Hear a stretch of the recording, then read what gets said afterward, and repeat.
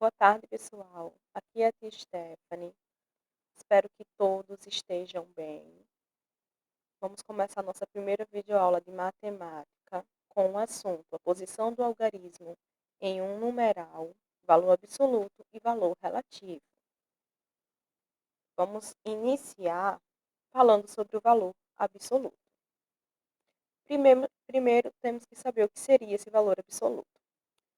O valor absoluto sempre vai representar o mesmo número, ou seja, o valor daquele número, independente da ordem que ele ocupa. Então, vamos pegar esse exemplo com o número 986.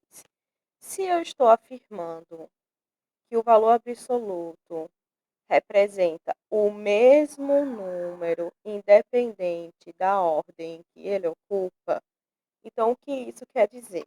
Isso quer dizer que o 9, por exemplo, aqui esse 9, ele ocupa a casa da centena, terceira ordem.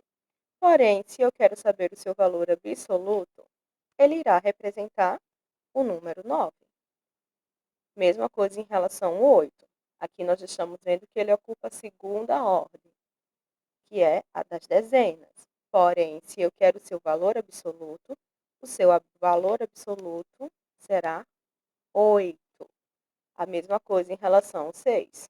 Ele ocupa a ordem das unidades e em valor absoluto ele é o 6. Então, o que isso quer dizer? Que independente da ordem que o número ocupa, o seu valor absoluto será o próprio número. E vamos olhar agora o conceito do valor relativo. O valor relativo de um número depende da ordem em que o algarismo ocupa.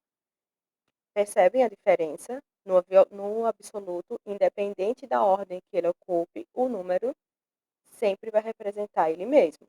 Já em valor relativo, dependendo da ordem em que esse número ocupa, ele vai representar outro algarismo. Vamos olhar aqui o exemplo. Trazemos o mesmo número, 986. Dessa vez eu coloquei as ordens para facilitar para vocês. Vamos começar com o 9. O 9, em valor relativo, nós vamos observar em que casa ele está. Ele está na terceira ordem, que é a ordem da centena. Então, esse 9 irá representar o valor relativo de 900. Para analisar o 8, a mesma coisa. Temos que observar que ordem ele ocupa. Ele ocupa a segunda ordem da dezena. Então, ele representa 80 unidades. Agora, vamos olhar o último número, que é o número 6. Ele ocupa a primeira ordem, que é a ordem das unidades. Então, ele vai representar 6 unidades. Isso aqui é em valor relativo. Como já foi dito, o valor relativo leva em consideração a ordem em que o número se encontra. Se ele está na centena, ele vai representar 900, no caso do 9. Se ele está na dezena, no caso do 8, ele irá representar em valor relativo 80. Se o 6 está na casa da unidade, em valor relativo ele vai representar 6. Vamos reforçar mais um pouco com esse exemplo encontrado no livro de vocês. Vamos lá. Observem que temos 3 números: 106, 264 e 638. O que iremos fazer? Iremos observar desses números o numeral 6, notando que em cada um dos números ele ocupa uma ordem diferente.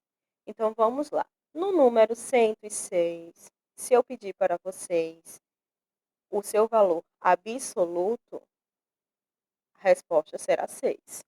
Porém, se eu pedir o valor relativo, também vai representar o 6. Por quê? Porque ele se encontra na casa das unidades.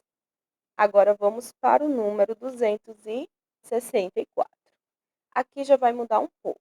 Vamos lá. Se eu quiser o valor absoluto, ele vai representar 6, porque ele representa o próprio número. Porém, se eu quiser o valor relativo, eu preciso observar que casa esse número 6 está ocupando.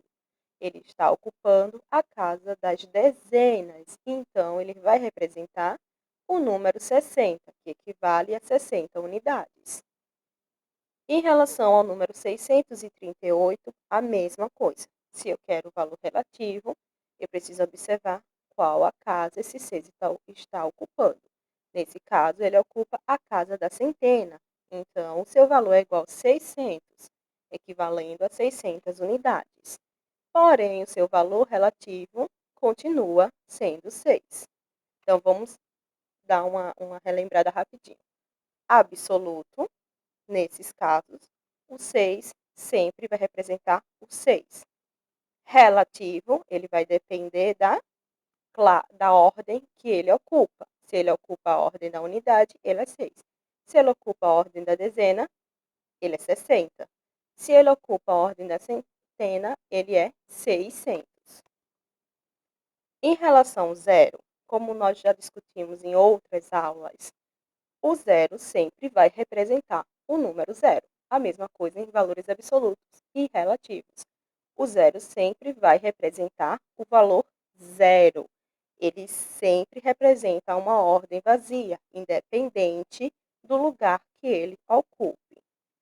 Após essa breve explicação, eu peço que vocês façam a leitura da página 14, que tem esse exemplo, e respondam as páginas 15 e 16, certo?